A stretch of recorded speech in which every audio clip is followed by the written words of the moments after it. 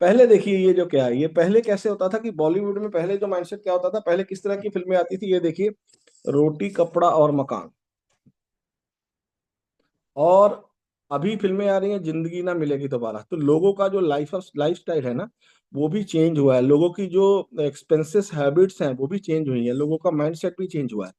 मैं तो यहाँ तक कहता हूँ कि जो मेरा ये मानना है, हो सकता है आप सहमत हो या ना हो, लेकिन मैं ये मानता हूँ कि लोग, हमारा जो समाज है यहाँ पे, जो मिडिल क्लास का जो तबका ज्यादा है, उसके पीछे बॉलीवुड का भी बहुत बड़ा हाथ है।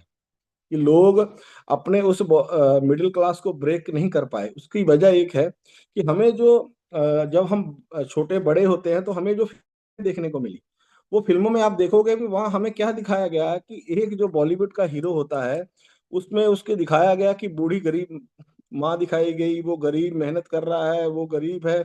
और जो विलन है वो पैसे वाला दिखाया गया, और वो लाइफस्टाइल से दिखाया गया। लेकिन उसमें माइंडसेट ये दिखाया गया कि जो गरीब होता है, जो अमीर होता है, वो गलत होता है।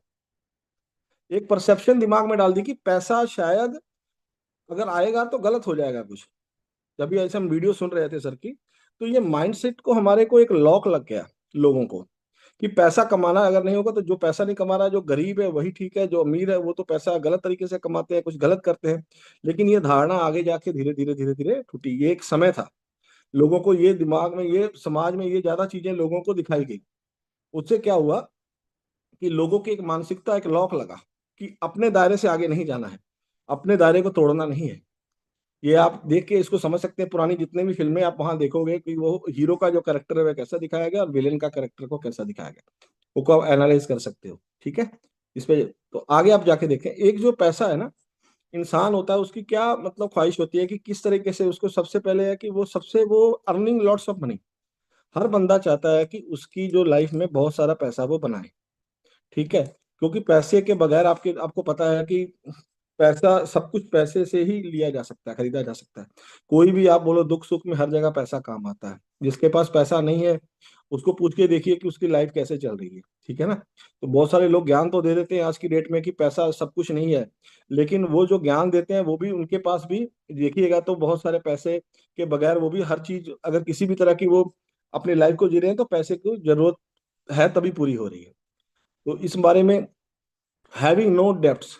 दूसरी चीज है कि कर्जा ना होना। आज की डेट में सबसे बड़ा जो दिक्कत है वो है ये 2 नंबर पॉइंट। जैसे हमें बोलते हैं कि हमारा जो प्रोजेक्ट है, हम यहाँ पे बताते हैं कि स्कैम से कैसे बचना है और कर्जे से कैसे निकलना है। तो कर्जे का होना बहुत बड़ा घातक है, क्योंकि कर्जा ऐसा है, वो दीमक की तरह खाता है इंसान को, डेली बढ़ता है। और दिन रात बंदा उसी की टेंशन में रहता है।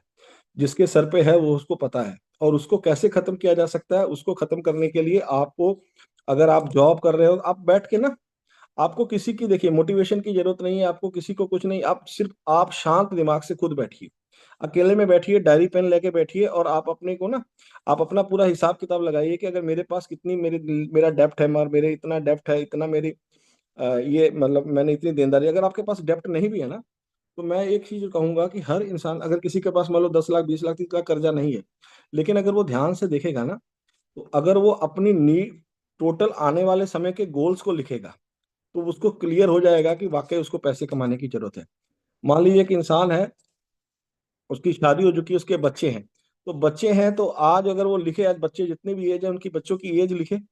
ये हमें इंश्योरेंस में दिखाया गया था, नीड एनालिसिस इसको कहते हैं। ठीक है ना। तो इसमें क्या होता है कि आप अपने बच्चों की एज लिखो, और अब उसके बाद लिखो कि कितने साल में उनकी शादी करनी है, तो शादी के लिए कितना पैसा चाहिए।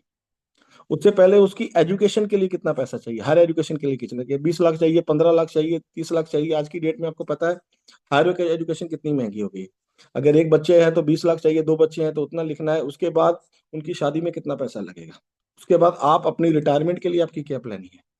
अगर आपने सारा लेखा जोखा बना लिया ना, तो आप देखेंगे 1 करोड़, 2 करोड़। तो अब आप देखो, सोचो, जो आप काम कर रहे हो, जो आप जॉब कर रहे हो, जो आप दुकान खोल के जहां जा रहे हो, जो आपका काम है, जो आपका कारोबार है, क्या ये सारी चीजें उससे इजीली अचीव हो जाएंगी। अगर हो जाएंगी तो कोई बात नहीं, अगर नहीं हो जाएंगी तो आपको सोचने की जरूरत है। उसके लिए हमारे पास सोल्यूशन है कि किस तरीके से ये सारी जो चीजें हैं इसका सोल्यूशन हम कर सकते हैं। तो उसके बाद क्या है कि आने, इंसान की लाइफ में होती है कि वेकेशंस, इंसान अपनी फैमिली के साथ घूमना चाहता है। अगर इंडिया टूर, फॉरेन टूर, हर बंदे की इच्छा होती है। तो वो एक लेविश लाइफस्टाइल अगर होना है तो वो कैसे अचीव कर सकता है? बड़ा बंगला, बड़ा घर, बड़ी कार, ठीक है ना, ये जो मेन कॉमर्स हर बंदे के एक ड्रीम्स होते हैं। ड्रीम्स होते हैं तो उसको पूरा कैसे किया जा सकता है, ठीक है ना। तो आके आके देखते हैं, ये देखते हैं कि सबसे ये लाइन क्या लिखा गया, you become financially free when you passive income exceed your expenses. आप फाइनेंशियली फ्री कब होते हैं, इन सब चीजों से आप पार तब पाते हैं जब आपकी पैसिव इनकम जो है वो आपके खर्चों से ज्यादा हो जाए। पैसिव इनकम खर्चे से मतलब है कि अगर आपका महीने का 1 लाख रुपए का